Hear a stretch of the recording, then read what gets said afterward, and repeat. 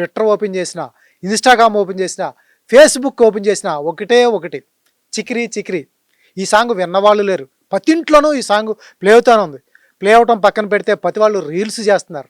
So పోనీ తెలుగు రాష్ట్రాల్లో చేస్తున్నారంటే అది పక్కన పెడితే ఖండాంతరాలు దాటింది ఆ పాట. ఒక్క రోజులో 50 million views, not a joke. ఇప్పుడు వరకు ఇండియాలో ఉన్న అన్ని రికార్డ్స్ పగిలిపోయినాయి. అంటే ఆ పాట ఏ స్థాయికి వెళ్ళింది, ఎన్ని ఖండాలు దాటిపోయింది. అసలు ఆ పాట పాడిన వాళ్ళు లేరు, రీల్స్ చేయని వాళ్ళు లేరంటే మామూలుగా లేదు. సో ఆ పాట రాసిన బాలాజీ గారు మనతో పాటు ఉన్నారు. మామూలు విషయం కాదు. ఇప్పటికీ 400 పైచీలకు పాటలు రాశారు. బట్ ఈ మాట మాత్రం ఆయనకి ఎక్కడో ఆకాశాన్ని కూర్చోబెట్టిందని చెప్పుకోవచ్చు. చికిరి చికిరి. హాయ్ సార్, ఎలా ఉన్నారు? బాగున్నా అండి. ఎక్కడ మామూలు హైలేరు మీరు. బాగా వెళ్ళింది, జనాల్లోకి బాగా వెళ్ళింది. ఆనందంతోనే ఆనందం అక్కడక్కడ పంచుకుంటూ మీ దగ్గరికి వచ్చా. Super sir. ఏంటి సార్ చికిరి చికిరి పాట రాసేటప్పుడు మీకు అనిపించిందా? ఎందుకంటే త్రివిక్రమ్ గారి డైలాగ్ ఒకటి చెప్తా.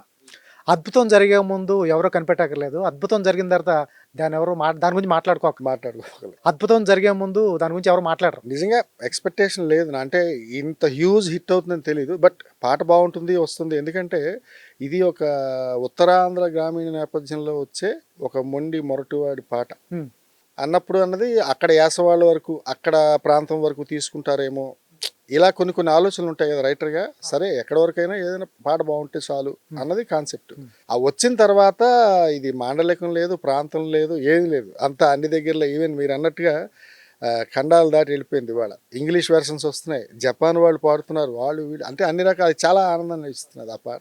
రీల్స్ చూస్తున్నాను, రీల్స్ చూస్తుంటే ఎవరు జపాన్ వాళ్ళు రీల్స్ చేశారు. అవును, జపాన్ వాళ్ళు ఇద్దరు ముసలమ్మలు మీకు పెట్టాను. ఇద్దరు ముసలుడికి వచ్చి చికిరి చికిరి సాంగ్ రీల్ చేస్తున్నారు. అంటే అసలు ఎక్కడికి వెళ్ళిపోయింది ఆ సినిమా పాట, మామూలుగా లేదు సార్. ఫస్ట్ ఆఫ్ ఆల్ ఈ ఫస్ట్ రోజే 46 to 50 మిలియన్ ఇప్పుడు వరకు ఉన్న షారుఖ్ ఖాన్, అల్లు అర్జున్కి ఉన్న రికార్డ్ బ్రేక్. ఆ రికార్డును క్రాస్ చేసేసింది ఈ పాట. ఎట్లా అనిపించింది ఫస్ట్ ఆఫ్ ఆల్ రైటర్గా? నిజం చెప్పాలంటే ఇది నాకు ఫస్ట్ అచీవ్మెంట్ అని చెప్పాలి. అఫ్కోర్స్ నేను సిటీ మారు అవన్నీ రాశాను, ఎంసీఏ. ఆ పాటలు కూడా కొద్దిగా టైం తీసుకొని 100 మిలియన్ దాటి అలా వెళ్ళినవే. కానీ అబ్రప్ట్గా ఒకే రోజులో ఇన్ని వ్యూస్, ఇంత హ్యూజ్ సక్సెస్ అన్నది నేను రాసిన పాటలో ఫస్ట్ టైం ఈ పాటకు వచ్చిందని చెప్పాలి ఖచ్చితంగా. బుచ్చిబాబు గారు ఈ సన్నివేశం చెప్పినప్పుడు పాట వస్తుంది, ఇలా పాట రావాలి, చిగిరి చిగిరి సాంగ్ రావాలన్నప్పుడు ఏం చెప్పారు మీకు? సన్నివేశం ఏం చెప్పారు? ప్లస్ చిగిరి చిగిరి అంటే ఏంటి? ఫస్ట్ పాట నేపథ్యం చెప్పాలి కాబట్టి సిచ్యువేషన్ అంటే బుచ్చిబాబు గారు చెప్పింది ఏంటంటే, ఒక గ్రామీణ నేపథ్యంలో ఉండే ఒక మొండివాడు, మొరటివాడు, అంటే నాగరిక ప్రపంచంలో ఉన్న కొంచెం కొద్దిగా ఆ మొరటితనం, ఆ బెరడుతనం అన్నీ ఉంటాయి.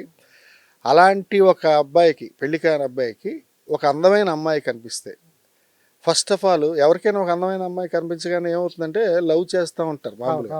ఈయన ఏంటంటే అమ్మాయిని చూడగానే కోరిక పుడుతుంది, లవ్ పుట్టదు. ఆయన చెప్పడం కూడా బండగా ఇలాగే చెప్పారు డైరెక్టర్ గారు. కోరికే పుడుతుంది, ప్రేమ పుట్టదు. అందుకు ఆయన మొరటతనంలో ఏదైతే భాష ఉంటో అదే భాష ఈ పాట. దీంట్లో సాహిత్యానికి ఎక్కడ నేను అనుకుని రాసింది కదా, అతను ఏం మాట్లాడతాడో అది రాసి అనమాట పాటలో. మెయిన్ సక్సెస్కి అది కూడా ఒక కారణం అయి ఉండొచ్చు. అది అయిన తర్వాత ట్యూన్ రావడం, రెహమాన్ గారు ఇచ్చినప్పుడు చికిరి చికిరి అని ట్యూన్తో పాటు ఇచ్చారు. సార్ చికిరి చికిరి చికిరి అంటే ఏంటంటే? చికిరి అంటే యాక్చువల్గా ఈ పాట ట్యూన్తో పాటు వచ్చిన పదం అది. అంటే ఆయన సమ్ చికిని చికిత ఏదో అలా ఇచ్చారు ట్యూన్ ఇచ్చినప్పుడే.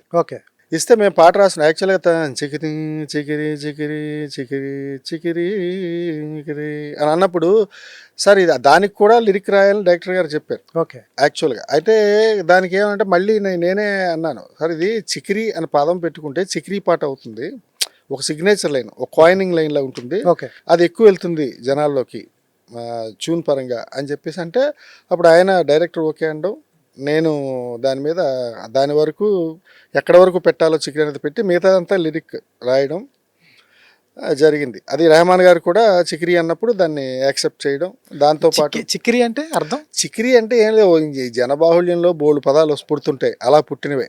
అలా పుట్టిందే శనగపప్పు. చిక్కీ అంటే స్వీట్ దానికి ఒక రీ తగిలించాం అంతే. అమ్మాయిని తీపిగా అనుకోవచ్చు, దానికి ఎదమిద్దంగా ఖచ్చితంగా లేదు దాని అర్థం. అసలు సౌండింగ్, శబ్దపరమైన పదం ఇది అంతే. శబ్దం వినబడితే ఇది బాగుంటుంది, చికిరి చికిరి అంటే ఇది వినబడుతుంది. రాసినప్పుడు ఫస్ట్ ఎవరికి వినిపించారు, రెహమాన్ గారికా బుచ్చిబాబు గారికి? ఫస్ట్ ఎప్పుడు డైరెక్టర్కే కదండి వినిపించాలి, అదే సందర్భం చెప్పేది ఆయనే కాబట్టి. ఒక ఆయన చెప్పినప్పుడు ఈ పాఠశాల నేపథ్యం ఏంటంటే, ఆయన చెప్పినప్పుడు ఒక గ్రామీణ నేపథ్యం ఎక్కడో రూరల్లో గ్రామీణ ప్రాంతంలో వెనకబడిన ఒక తెగ నుంచి వచ్చే ఒక కుర్రాడు, నాగరిక ప్రపంచంలో ఉన్న వెనకబడిన తరగతి వచ్చే ఒక బండ మొరటోడు, అలాంటి వాడికి ఒక అమ్మాయి కనిపిస్తే, ఒక అందమైన అమ్మాయి చికిరి కనిపిస్తే ఏమవుతుంది? మామూలుగా అమ్మాయిని చూస్తే, సాధారణంగా మనం అందాన్ని చూస్తే ప్రేమిస్తాం, ఏదో వస్తువుని చూస్తే ఇంట్లో ఉండాలనుకుంటాం. ఇలా ఆయనకి చూడగానే ఫస్ట్ ఆ అమ్మాయి మీద కోరిక పుడుతుంది. లవ్ కాదు, ప్రేమ కాదు, కోరిక పుడుతుంది. లవ్ కాదు, లస్ట్. కాబట్టి అలా చెప్పారన్నమాట. అంటే అతని తాలూకా క్యారెక్టర్ ఈ పాట. అతను ఏం పాడాడు అన్నది మొత్తం ఈ పాట అంతా.